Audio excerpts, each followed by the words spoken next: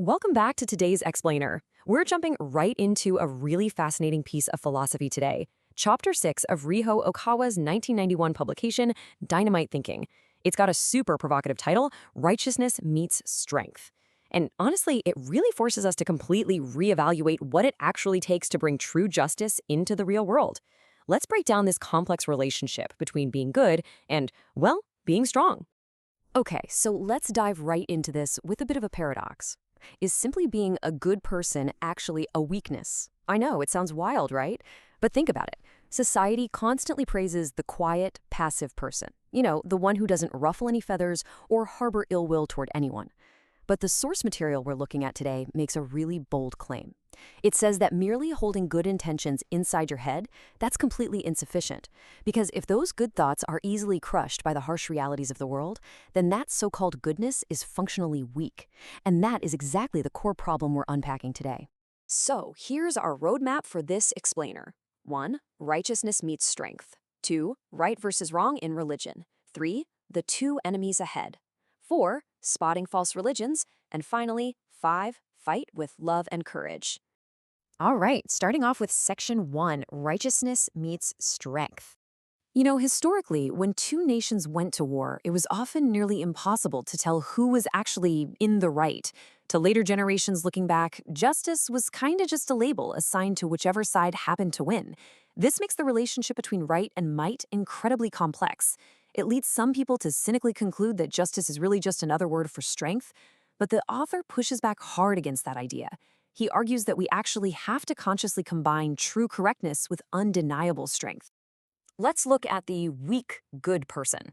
This is someone who is entirely passive. Sure, they hold good thoughts, maybe they sit around praying for peace, but the second they're faced with actual malice or pushback, they retreat. They get defeated. Now, contrast that with the strong, righteous person. This person is active, they're courageous.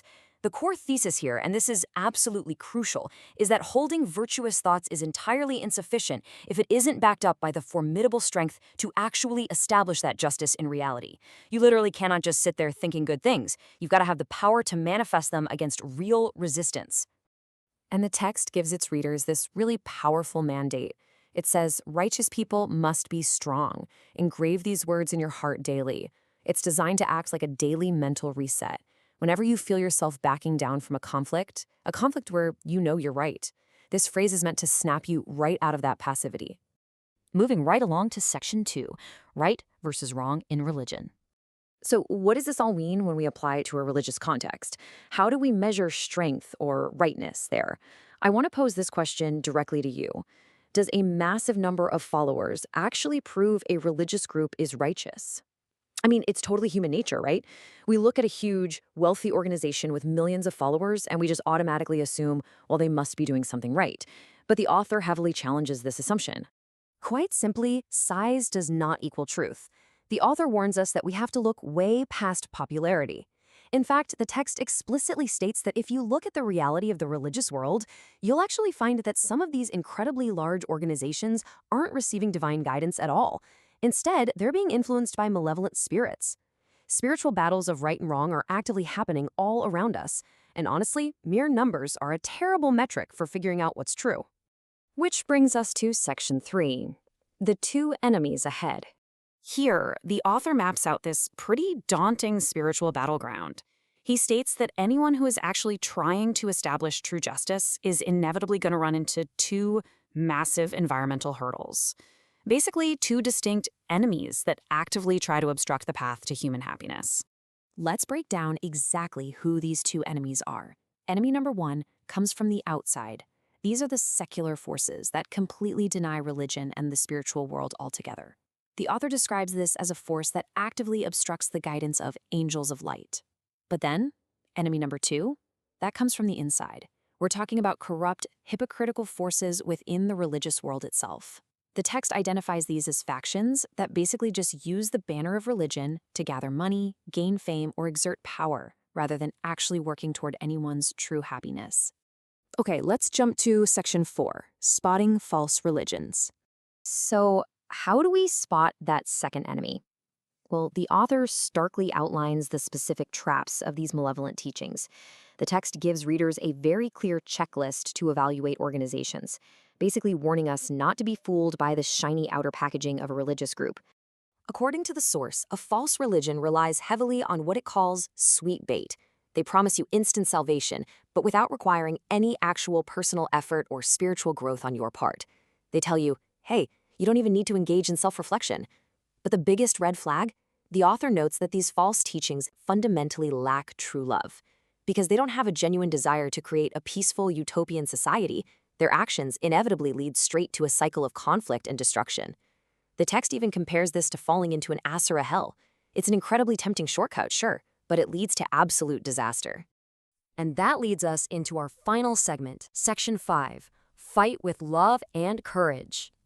So, the absolute crucial point here is how the author tells us to arm ourselves against all of this. The text uses this really striking, intense martial metaphor. It says, put iron armor and helmet on your heart and take a sword in your hand. But let's be absolutely clear for a second. The author is leaning into this heavy imagery to describe a strictly spiritual and ideological arming. We are absolutely not talking about physical violence here. Actually, the author explicitly clarifies that this isn't a physical war to go out and injure people. No way. It's a necessary battle of ideas to establish true justice on Earth. That sword and that armor, they're metaphors. They represent the intense mental resilience you need to overcome prejudice, misunderstanding, and the everyday malice you face in society. You literally have to be strong enough to withstand heavy criticism without breaking. To sum up the ultimate resolution of this chapter, true strength comes from an unwavering combination of three specific things. Think of them as the arsenal of the righteous. First up, wisdom. You need the deep intelligence to navigate through the headwinds of society and see right through the malice of those two enemies we talked about earlier. Second, courage. The bravery to relentlessly press forward and never retreat into being just a passive, weak, good person. And third, ultimate love. This is the profound recognition that even this ideological battle is being fought out of an immense love for all of humanity and a burning desire to build a better future. Which leaves us with one final lingering thought to wrap up our explainer today.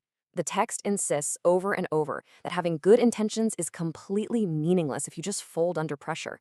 So, when that headwind blows and the author guarantees us that it will, what are you going to do? Will you retreat as a weak, good person, or will you stand strong with wisdom, courage, and love? It's such a profound question of moral courage, and for sure, one that leaves you wanting to explore these concepts even further. Thank you so much for joining me to decode this material today.